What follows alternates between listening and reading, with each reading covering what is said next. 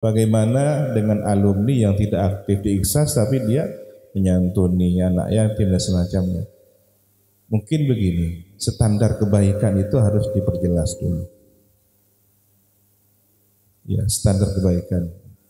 Santunan anak yatim, kemudian dibandingkan dengan aktif di Ikhlas. Ini kan yang am dengan khos, nggak sebanding. Ya kalau urusan dikatakan al-birru, berbuat baik, Anda tidak aktif di Ikhlas, tapi kemudian bermasyarakat, bersosial, itu baik. Standar kebaikan secara umum kan begitu. Tetapi Robitoh, mak hadiahnya di mana?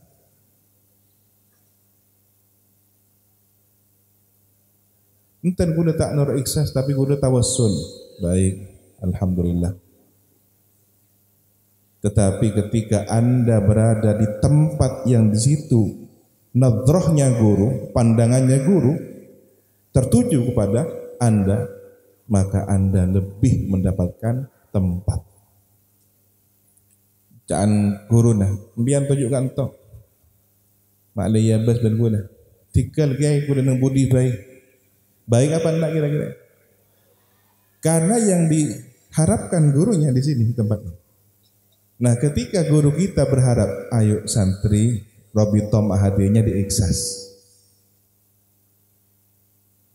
Kemudian dia berkata, empon ya tikal dan gue tak ada Ikhlas, andik jalo tibik ke ajunan. Gimana kira-kira? Wa matua panja. Kan gitu.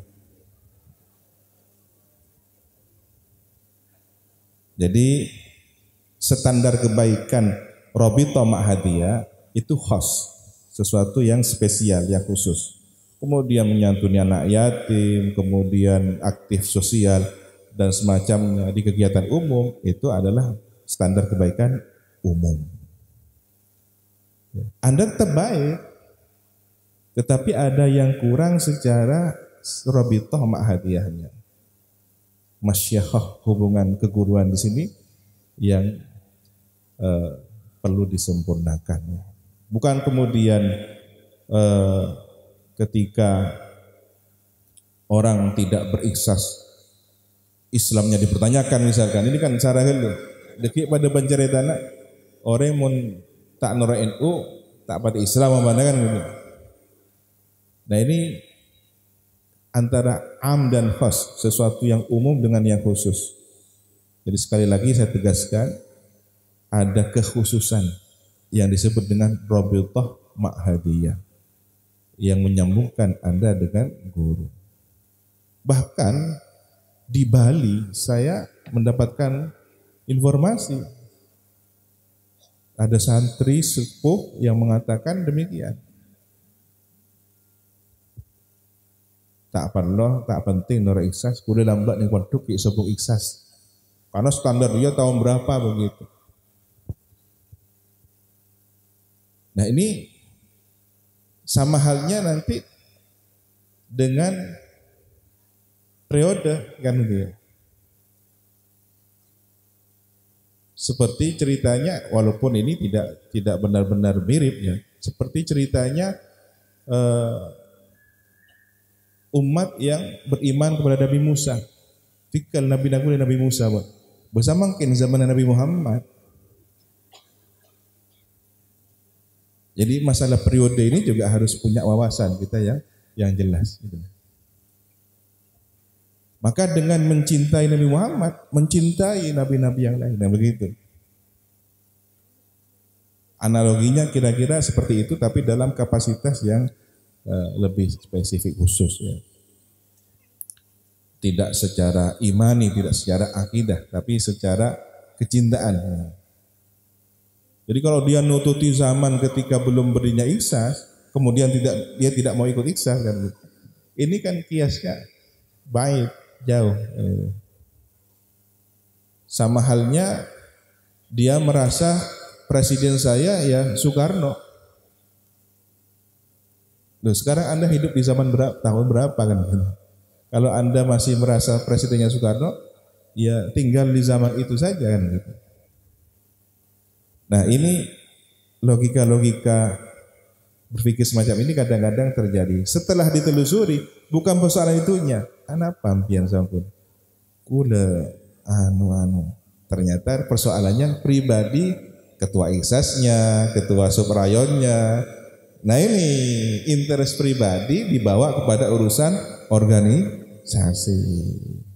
Inilah yang tadi sebenarnya masuk ke pertanyaan apa? Relasi ya. Gara-gara relasinya kurang bagus, tidak membangun sinergitas antara pengurus dengan anggota. Maka yang disalahkan organisasinya. Itu di mana-mana terjadi, tidak hanya di situ Bondo. Rayon-rayon yang lain rata-rata begitu. Potensi tidak beraktif di Iksas semua ya gara-gara pribadi. Begitu nanti ganti kepengurusan sudah berubah. Begitu dia dijadikan pengurus, semangat dia. Nah, membawa hal-hal yang tadi secara prinsip itu sebenarnya wilayah umum dibawa kepada wilayah khusus, ternyata hanya persoalan-persoalan pribadi. Nah, ini yang perlu difahami dengan cerdas ya. Terus relasi sudah ya terjawab ya. Relasi dengan organisasi lain dengan diperluas ya, jaringannya diperluas. Makanya pentingnya kaderisasi di sini. Yang senior bantu juniornya untuk dikenalkan. Biar kasa. Kadang-kadang enggak, dia ingin zaman saya yang sukses. Adik-adik kelas saya enggak sukses. Sehingga dia merasa terpuji ketika tak pada zaman nampi ada tiga tua, senang. Itu bukan pemimpin. Pemimpin yang sukses ketika dia mengkader kader generasi berikutnya bahkan lebih baik dari dirinya. Itu baru pemimpin yang sukses. Ya. Seperti orang tua punya anak, jangan berpikir dangkal ya. Udah tak lulus SD, tikal pun anak kuda tak lulus SD, malah tak cangkolang ke kuda. Bukan urusan cangkolang ya. Yang justru hebat itu kula tak lulus SD. Pola anak kula tak lulus SD, cak sampai anak kula pada ben kula. Ini kan hebat kan gitu ya. Begitu seharusnya. Saya gagal ketika menjadi pemimpin organisasi di periode saya. Maka adik kelas saya, adik angkatan setelah saya ini harus sukses, jangan seperti saya. Tapi yang begini kan sedikit. Yang banyak justru mengganjal adik-adiknya untuk naik dan mengikuti kesuksesannya.